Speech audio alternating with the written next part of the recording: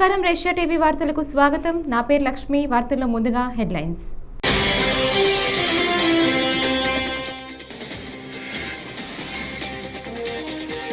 తిరుపతి, చిత్తూరు జిల్లా నేతలతో వైఎస్ జగన్ సమావేశం.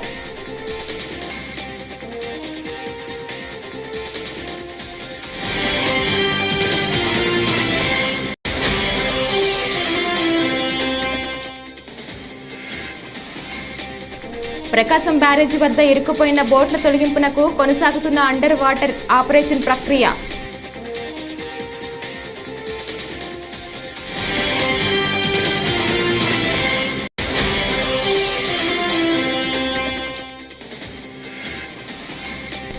ఏలేరు ఆధునీకరణను జరగకపోవటం వల్లే ఇంతటి విపత్తు. వైఎస్ షర్మిల.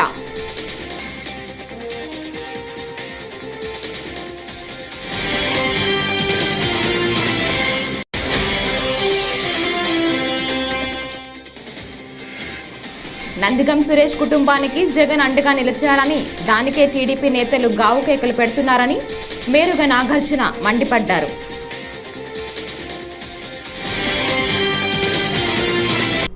ఇక డీటెయిల్స్ చూస్తే, వైఎస్ఆర్సీపీ కేంద్ర కార్యాలయంలో చిత్తూరు, తిరుపతి జిల్లాల వైఎస్ఆర్సీపీ నేతలతో మాజీ ముఖ్యమంత్రి, వైఎస్ఆర్సీపీ అధ్యక్షులు వైఎస్ జగన్మోహన్ రెడ్డి సమావేశం నిర్వహించారు.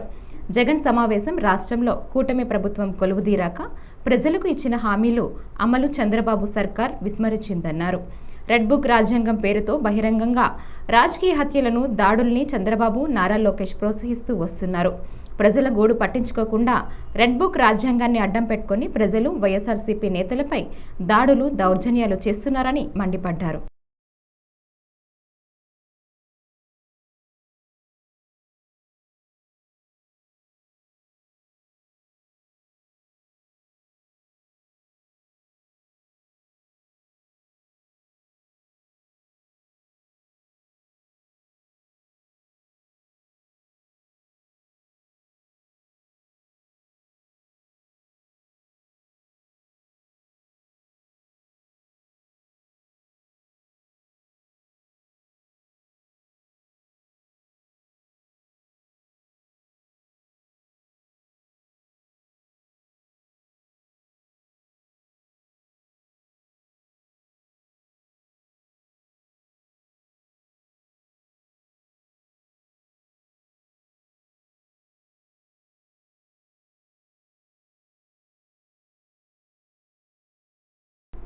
చర్యకు ప్రతిచర్య తప్పకుండా ఉంటుందని, విడిచిపెట్టే ప్రసక్తే లేదని, ఆ ప్రతిచర్య ఎలా ఉంటుందనేది రేపే చూస్తారని హుజూరాబాద్ బీఆర్ఎస్ ఎమ్మెల్యే పాడి కౌశిక్ రెడ్డి హెచ్చరించారు.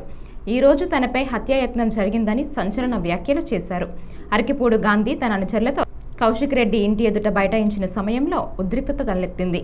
గాంధీని పోలీసులు అరెస్టు చేశారు.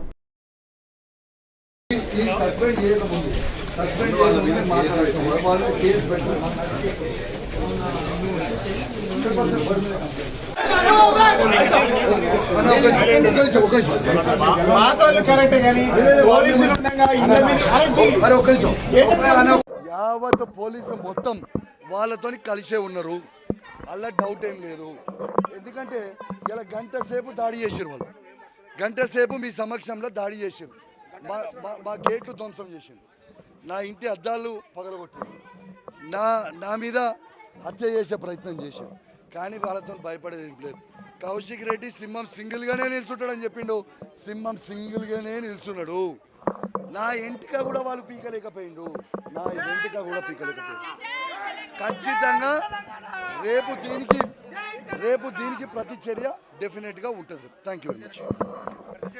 చూస్తారు కదా ఇప్పుడు లైవ్గా మీడియా సాక్షిగా మీరు అందరు కూడా కెమెరాలు పెట్టిర్రు. మీ అందరి సాక్షిగానే నేను బయట పెట్టిన, సిపి గారికి ఫోన్ చేసిన. ఎవరో ఒక్కరైనా పోలీసు వాళ్ళు పట్టించుకున్నారా? ఒక్కరైనా వచ్చిండ్రా? పట్టించుకుర్రా? గంట వరకు వాళ్ళు నన్ను హత్య చేసుకోర్రి, ఎమ్మెల్యేని హత్య చేసుకోండి అని ఇచ్చిపెట్టి ఇది వీళ్ళు చేసిన పని. కానీ మేము 10 సంవత్సరాలు కేసీఆర్ గారి పాలనలో మేము ఇట్లా చేయదలుచుకుంటే ఒక్క కాంగ్రెస్ ఉన్న మిగిలేటోడా? నంబర్ 1. కానీ అయినా కూడా పర్వాలేదు. కౌశిక్ రెడ్డి అలా సింగిల్గా ఉంటా అన్నాడు. ధైర్యంగా సింగిల్గానే బయట నిల్చొనే ఉన్నాను. 101% ఐఎమ్ టెలింగ్ యూ, రేపు ప్రతి చర్య ఖచ్చితంగా ఉంటుంది. రేపు గాంధీకి నేను ఏందో సినిమా చూపిస్తా, నీకే అంత తీటుంటే నాకు ఎంత తీటు ఉంటుంది అనేది నేను రేపు చూపిస్తా. రేపు చేసుకుందాం. రేపు మేము వస్తామని చెప్పినాం, మీ ఇంటికి బరికి వస్తారు. రేపు చూస్తారు మీరు ప్రతి చర్య ఎట్లుంటుందో. రేపు అరే బతుకొచ్చి, నేను నికార్సైన తెలంగాణ బిడ్డని, నేను హైదరాబాద్ గడ్డ మీద పుట్టినోని, తెలంగాణ బిడ్డని. నీలక్క కృష్ణా జిల్లాల నుంచి ఇడికి బతకనికే నేను రాలేదు, నువ్వు మా దగ్గరికి బతకనికి వచ్చినావు బిడ్డ. నిన్ను ఉరికియకపోతే, అదే గాంధీ గుర్తుపెట్టుకో, నిన్ను నేను ఉరికియకపోతే నా పేరు కౌశిక్ రెడ్డి కాదు. నువ్వు వెయిట్ అండ్ వాచ్, నిన్ను ఖచ్చితంగా నిన్ను ఉరికిస్తా, రాసి పెట్టుకోను. మాజీ ఎంపీ నందిగం సురేష్ కుటుంబానికి వైఎస్ జగన్ అండగా నిలిచారని, దానికే టీడీపీ నేతలు గావుకేకలు పెడుతున్నారని వైఎస్ఆర్సీపీ నేత మాజీ మంత్రి మేరుగ నాగార్జున మండిపడ్డారు. చంద్రబాబు అయితే ఏకంగా ఒక ముద్దాయిని చూడటానికి జైలుకు వెళ్లారని వైఎస్ జగన్ను ఉద్దేశించి అంటున్నారు. ఒక దళిత నేతను పరామర్శించడానికి వెళ్తే అంత చులకన అంటూ దుయ్యబట్టారు. ఏం గతంలో చంద్రబాబు జైలుకు వెళ్ళలేదా?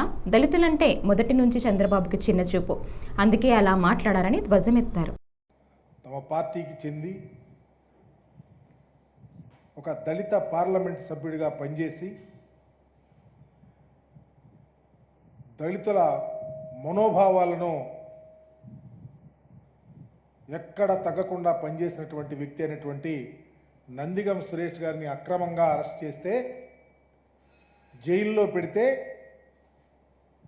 ఆ కుటుంబాన్ని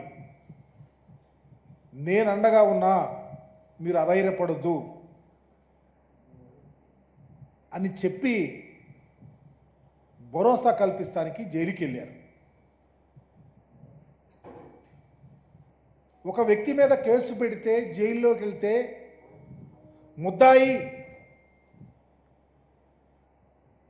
ముద్దాయిని చూస్తాకి జగన్మోహన్ రెడ్డి గారు వెళ్ళారు అని గావు కేకలు పెట్టే ప్రపంచంలో ఉన్న ఈ తెలుగుదేశం పార్టీ నాయకుల యొక్క స్థితి గురించి ఆలోచించమని అడుగుతా ఉన్నా. స్వయాన ఈ రాష్ట్ర ముఖ్యమంత్రి ముద్దాయిని చూస్తాకి జగన్మోహన్ రెడ్డి వెళ్ళాడు. ఈ రాష్ట్రంలో ఉన్న మంత్రులు మాట్లాడుతూ ఉన్నారు. నేను అడుగుతా ఉన్నా, అయ్యా, ఆంధ్రప్రదేశ్లో ఒక దళిత పార్లమెంట్ సభ్యుడు జైల్లోకి వెళ్తే ఆయనను పరామర్శిస్తే తప్ప? అంటే మేము జైల్లో ఉంటే మీకు ఆనందం, మమ్మల్ని పరామర్శిస్తే మీకు తేలిక భావన. ఇంతకుముందు ఎన్నడూ ఎవరు వెళ్ళలేదా? చంద్రబాబు నాయుడు గారు మీరు వెళ్ళలేదా? అంటే పేదవాడిని పలకరించడానికి, మనోధైర్యం కల్పిస్తానికి జగన్మోహన్ రెడ్డి గారు వెళ్తే మీరు ఇష్టం వచ్చినట్టు మాట్లాడటం మీకు తగునా అని అడుగుతా ఉన్నా. ఇది ఎక్కడైనా ఉందా ఈ సాంప్రదాయం? మీరు ఏనాడు వెళ్ళరు, మీరు పలకరించరు. దళితులంటే తేలిక స్వభావం. జగన్మోహన్ రెడ్డి గారు బాధ్యతాయుతంగా వెళ్ళారు. చంద్రబాబు నాయుడు గారు అయితే వెళ్తాడు, వాళ్ళకు సంబంధించిన వాళ్ళు ఎంతమంది జైల్లోకి వెళ్తే వెళ్ళారో తెలియదా? ఏలేరు వరదతో వందల ఎకరాల్లో నష్టం జరిగిందని ఏపీసీసీ చీఫ్ వైఎస్ షర్మిలారెడ్డి అన్నారు. గురువారం మీడియాతో మాట్లాడుతూ, ఏలేరు ఆధునీకరణ జరగకపోవటం, పూడిక తీయకపోవటం వల్లే ఇంతటి విపత్తు ఏర్పడిందన్నారు. రైతులు అప్పులు చేసి పంట వేసి నష్టపోయారన్నారు. ప్రతి ఎకరాకు 30,000 చొప్పున రైతు ఖర్చు పెట్టాడని తెలిపారు. కౌలు రైతులు తీవ్రంగా నష్టపోయారన్నారు. ఆల్రెడీ చెట్లు గట్ట అన్ని బలిచిపోయి ఇలా దగ్గరికి ఇంత దగ్గర నొక్కింది మేడం. అటు పైనుంచి నీరు క్లాట్ సేల్ గండి కూడా వేయడు సేల్కి. అలాగని చాలాసార్లు కాంతులు పెట్టాం మేడం. అసలు రైతుల బాబులకు అలం పెట్టుకుంటారు మేడం. ఆ ఏరు అదే. దీనికి కారణం ఎవరు అని ఒకసారి ఆలోచన చేస్తే, మొట్టమొదటిగా ఏలేరు కెనాల్ వర్క్స్ మోడర్నైజేషన్, ఆధునీకరణ జరగకపోవడం వల్ల ఈరోజు ఇంత విపత్తు, ఇంత ఘోర విపత్తు ఇక్కడ చూస్తున్నాం. ఇంత నిందమ్మా కాలువ మొత్తం అంతా పుడుకుపోయింది, ఇంత అయింది అని రైతులు చెప్తున్నారు. ఎక్కడికెక్కడ గన్లు పడ్డాయి. కెనాల్స్ మీద ఎవరే కానీ వర్క్స్ చేయలేదు. పుడికలు తీయడం అయితేనేమి, గన్లు నింపడం అయితేనేమి, మోడర్నైజేషన్ అయితేనేమి ఎవరూ ఏది చేయలేదు. కాబట్టే ఈరోజు ఇంత ఘోర విపత్తు అని ఇంతమంది రైతులు చెప్తున్నారు. ఒక్కొక్క రైతుకు ఎంత పెట్టుబడి అయింది అన్నా అని అడిగితే కనీసం 30,000 అయిందమ్మా ఎకరానికి అని చెప్తున్నారు. 30,000 ఖర్చు పెట్టాం, మేమంతా కౌలు రైతులమే. కనీసం ప్రభుత్వం ఇచ్చే రైతు భరోసా అయినా ఇన్పుట్ సబ్సిడీ అయినా ఏవి మాకు అందలేదు. మొత్తం అప్పులు తెచ్చి అరువు తెచ్చి కొట్లల్లో మందుల దగ్గర అయితేనేమి విత్తనాల దగ్గర అయితేనేమి అరువులు తెచ్చుకొని ఈరోజు మేము అప్పు తెచ్చి మరి కనీసం 30,000 రూపాయలు ప్రతి ఎకరాకు పెట్టడం జరిగింది. కనీసం డబ్బులు వస్తే అప్పు తీర్చి కొంచెమైనా కుదుటపడేది, పాత అప్పులైనా తీర్చుకునే వాళ్ళం. కానీ ఈరోజు ఆ పరిస్థితి లేదు. మొత్తం డబ్బు పోయింది. మేమంతా కౌలు రైతులమే. నష్టపరిహారం వచ్చినా రైతుకే వస్తుంది, లేకపోతే రైతు భరోసా వచ్చినా రైతులకే వస్తుంది. కౌలు రైతులకైతే ఏమీ రావటం లేదు అని వీళ్ళు వాపోతున్నారు. వీటన్నిటికీ సమాధానం చెప్పాల్సింది ప్రభుత్వమే. అసలు రాజశేఖర్ రెడ్డి గారు ముఖ్యమంత్రిగా ఉన్న రోజుల్లో ఏలేరు రిజర్వాయర్ కింద ఉన్న కెనాల్స్ ని మోడర్నైజేషన్ చేయాలి, ఆధునీకరణ చేయాలి, దానిలో ఎక్స్పాండ్ చేయాలి అని రాజశేఖర్ రెడ్డి గారు ప్రకాశం బ్యారేజీ వద్ద ఇరుక్కుపోయిన బోట్ల తొలగింపునకు జలవనరుల శాఖ అధికారులు అండర్ వాటర్ ఆపరేషన్ ప్రక్రియ 3 రోజులుగా కొనసాగుతోంది. అండర్ వాటర్ ఆపరేషన్ నిర్వహిస్తున్నారు. 12 అడుగుల నీటి లోపలికి వెళ్లి పడవలను స్కూబా బాటి కత్తిరిస్తోంది. 12 అడుగుల నీటి లోపలికి వెళ్లి పడవలను స్కూబా టీం కత్తిరిస్తోంది. ఒక్కొక్క పడవ 40 టన్నుల బరువు ఉండటంతో కట్ చేసేందుకు సిబ్బంది నానా తంటాలు పడుతున్నారు. ఈరోజు సాయంత్రానికి పొడవైన ముక్కలు ముక్కలుగా చేసి పైకి తీసే అవకాశం ఉంది. ఈ బోట్ల తొలగింపునకు ముందే ఇంజనీర్లు 4 ప్లాన్లను రూపొందించుకున్నారు. అందులో మొదటి ప్లాన్ అయిన క్రేన్ల సాయంతో పైకి తీసే ప్రయత్నం విఫలమైంది. దీంతో తదుపరి చర్యలపై సమాలోచన చేశారు.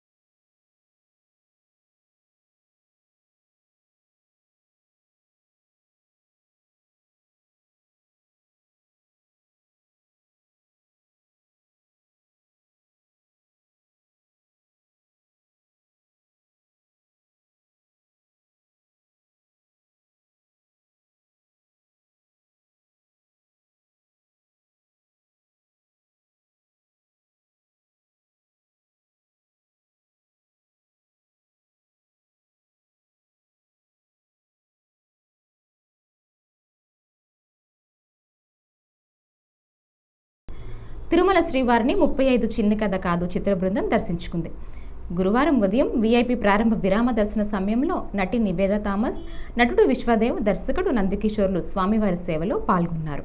తాను మొదటిసారి తిరుమలకు వచ్చి స్వామివారిని దర్శించుకోవటం ఆనందంగా ఉందని నివేదా తెలిపారు. ఈ సందర్భంగా నివేదాతో ఫోటోలు దిగేందుకు అభిమానులు ఎగబడ్డారు.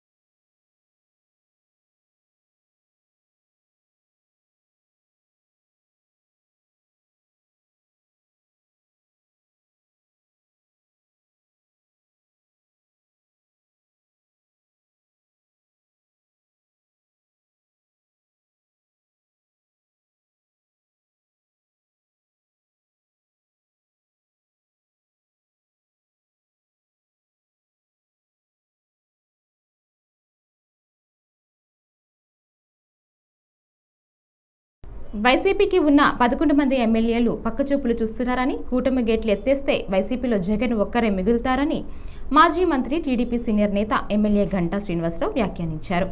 మాజీ ముఖ్యమంత్రి వైఎస్ఆర్సీపీ అధినేత జగన్మోహన్ రెడ్డిపై ఆయన తీవ్ర విమర్శలు గుప్పించారు. అరాచకాలకు జగన్ బ్రాండ్ అంబాసిడర్ అని ఎద్దేవా చేశారు. సో అటువంటి భోగాపురం ఎయిర్పోర్ట్కి మన వైజాగ్ నగరానికి మధ్యలో ఉన్న కాన్స్టిట్యున్సీ మన భీమిలి కాన్స్టిట్యున్సీ. ఇందులో దాదాపు ఒక 9 కార్పొరేషన్ వార్డ్స్ ఉన్నాయి. ఇవి కాకుండా ఒక 3 రూరల్ మండలాలు ఉన్నాయి. ఆనందపురం మండలం, అలాగే పద్మనాభం మండలం, భీమిలి రూరల్ మండలం. వీటికి సంబంధించి చూస్తే మొత్తం 3 రూరల్ మండలాల్లో కలిపి ఒక 64 పంచాయతీలు ఉన్నాయి. మొత్తం ఆనందపురంలో 26 పంచాయతీలు, పద్మనాభం మండలంలో 22 పంచాయతీలు, భీమిలిలో 16 పంచాయతీలు. మొత్తం ఈ 64 పంచాయతీలు కలిపి దాదాపు 2 లక్షల జనాభా, 1.25 లక్షల ఓటర్లు ఉన్న ఈ ప్రాంతం. సరే, దీన్ని మొన్న మున్సిపల్ మినిస్టర్ గారు నారాయణ గారు విశాఖపట్నం పర్యటనకు వచ్చినప్పుడు ఆయనతో కూడా మాట్లాడిన తర్వాత ఎప్పటి నుంచో కూడా ఈ ప్రతిపాదనలు ఉన్నాయి. ఈ కార్పొరేషన్లో ఈ మండలాలు కూడా కల్పిస్తే బాగుంటుంది. ఎందుకంటే భీమిలి కలిసింది, అలాగే మధురవాడ అంతా కూడా కలిసి ఉంది. ఇట్లా మధ్యలో దానికి అడ్జాసెంట్గా ఉన్న అటు ఇటు కొన్ని మండలాల్లో కూడా మెజారిటీ పేరుకి రూరల్ మండలాలు ఉన్నాయి, కానీ ఫర్ ఆల్ ప్రాక్టికల్ పర్పస్ అన్నీ కూడా కార్పొరేషన్ లిమిట్స్లో ఉన్నట్లే. ఒక్క పద్మనాభం మండలంలో కొన్ని డిస్టెంట్ విలేజెస్, అలాగే ఆనందపురం మండలంలో భీమనదరపాలెం లాంటి కొన్ని ఏరియాలు ఎక్కడైతే కొంచెం చివరికి ఉన్నాయో అవి తప్ప భీమిలి రూరల్ మండలం కానీ లేకపోతే ఆనందపురం కానీ మెజారిటీ గ్రామాలు అర్బన్లో కలిసిపోయి ఉన్నాయి. ఒక పక్క అర్బన్లో ఫాస్ట్గా డెవలప్మెంట్ స్కోప్ ఉంటుంది అనేది ఒక ఇంప్రెషన్ పబ్లిక్లో కూడా ఉంది, లోకల్గా కూడా అందరికీ కోరుకుంటారు. కాబట్టి మినిస్టర్ గారు చెప్పిన ప్రతిపాదన గురించి మా నాయకులందరితో కూడా ఒక సమావేశం పెట్టి మాట్లాడడం జరిగింది. నేను ఎక్స్పెక్ట్ చేసేదానికంటే అనూహ్యంగా యాక్చువల్లీ పద్మనాభం మండలం కొంచెం రెసిస్టెన్స్ వస్తుందేమో, వాళ్ళకు కొంత ఇన్కన్వీనియంట్గా ఉండదేమో అని చెప్పని అనుకోవడం జరిగింది. కానీ యునానిమస్గా పద్మనాభం మండలం నాయకులు అందరూ కూడా ఏకగ్రీవంగా మా మండలం మొత్తాన్ని కలపండి సార్ అని చెప్పిన వాళ్ళు స్వచ్ఛందంగా వాళ్ళు ముందుకు వచ్చారు.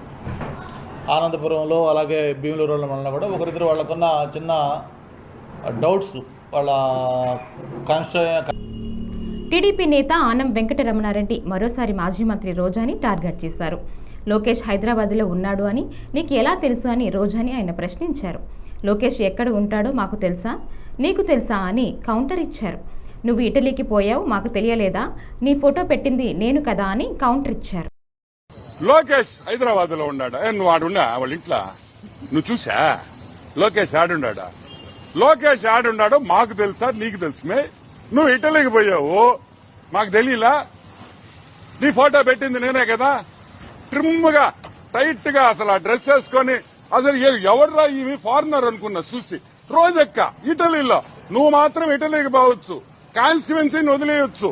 కాన్స్టిట్యువెన్సీలో అడుగులో పెట్టే మీ కార్యకర్తలకు ఏమైతుంది ఏమన్నా పట్టించుకున్నామే? నువ్వు మళ్ళీ మమ్మల్ని ప్రశ్నించడం. 24 గంటలు ఆడ పని చేస్తున్నారు.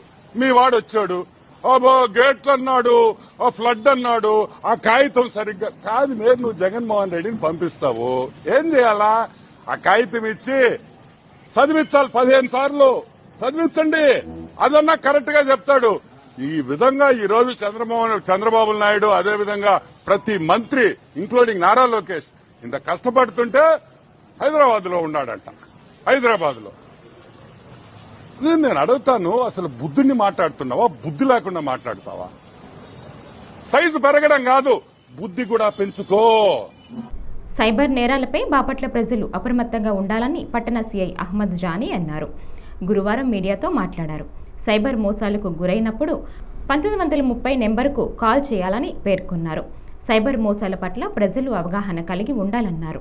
ఆన్లైన్ లింక్స్ను ఓపెన్ చేయవద్దని, బ్యాంకు నుండి ఫోన్లు చేస్తున్నాం, డబ్బులు మీ అకౌంట్లో వేస్తాము, ఓటీపీ చెప్పండి అని కాల్ చేసిన వారికి ఆధార్ కార్డు నెంబర్ చెప్పవద్దని వివరించారు. ప్రజలకు పోలీసు వారి విజ్ఞప్తి, సైబర్ క్రైమ్స్ రోజు రోజుకి పెరిగిపోతున్నాయి.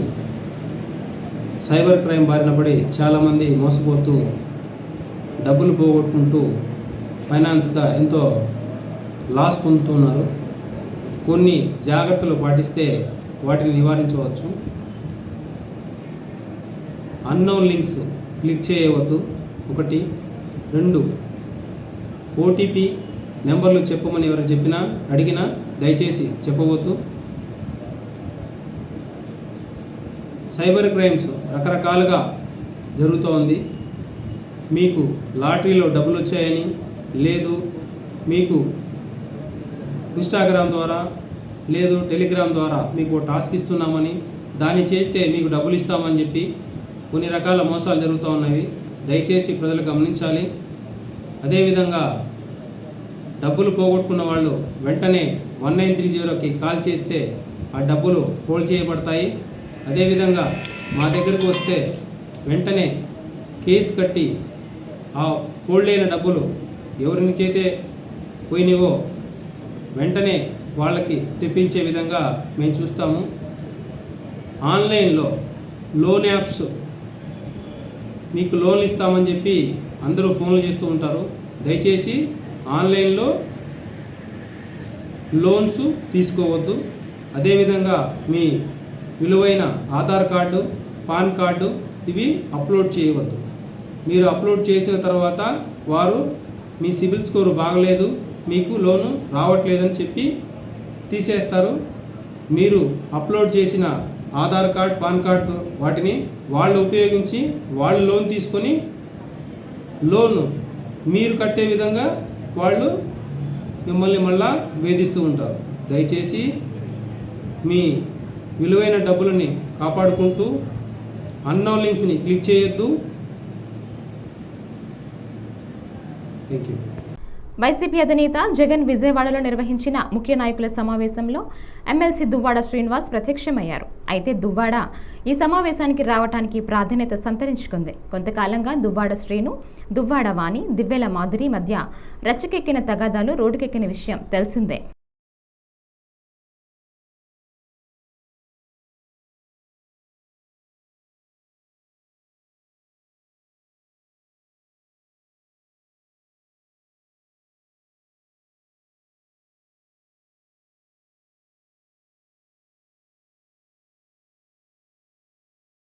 సత్యవేడు టీడీపీ ఎమ్మెల్యే కోనేటి ఆదిమూలం చాలా మంచి వ్యక్తి అని దళిత సంఘాల నాయకులు తెలిపారు. బుధవారం బిఎన్ కండ్రిగ పోలీస్ స్టేషన్లో కుట్రదారులపై ఫిర్యాదు చేశారు. అనంతరం వారు మాట్లాడుతూ ఎమ్మెల్యే మంచితనం చూసి సీఎం చంద్రబాబు టికెట్ ఇచ్చారని చెప్పారు. ఎమ్మెల్యేపై కుట్ర పన్నిన వారు వరలక్ష్మి రూపంలో ట్రాప్ చేశారని తెలిపారు. 72 సంవత్సరాల వయసులో ఎమ్మెల్యే ఆదిమూలం అలాంటి పనులు చేయలేరని చెప్పారు. ఆయనకున్న ఎక్స్పీరియన్స్ 50 సంవత్సరం రాజకీయ జీవితం ఉంది. ఇప్పటి వరకు ఎప్పుడైనా ఆదిమూలం గారి మీద ఏదైనా ఇష్యూ వచ్చిందా? రాలేదు. వచ్చిందా? ఇప్పుడు ఎందుకు వచ్చింది? అర్థమవుతుందా? అందరికి అర్థమవుతుందా? కుట్ర పడ్డారు. ఒక 50 సంవత్సరాల రాజకీయ జీవితంలో ఆయన నిశ్చయంగా ఎప్పుడు అసలు అంత పద్ధతిగా రాజకీయాల్లో తీసుకొచ్చి ఇంతవరకు ఎదిగారు. ఈ రోజు ఆయనకి 72 సంవత్సరాల వయసు. ఈ వయసులో అట్లాంటి పని చేయగలరా?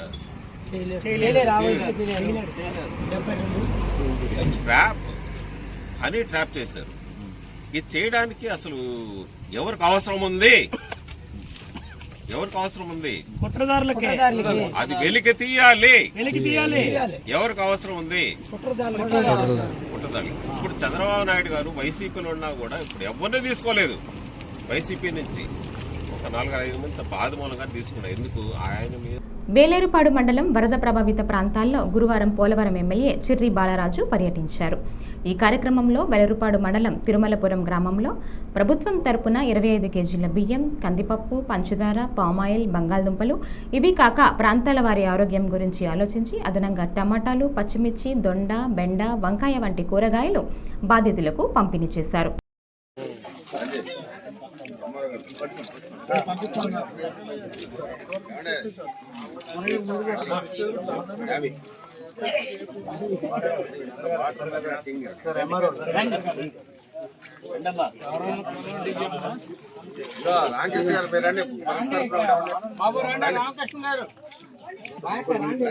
పెద్దలు రావాలి.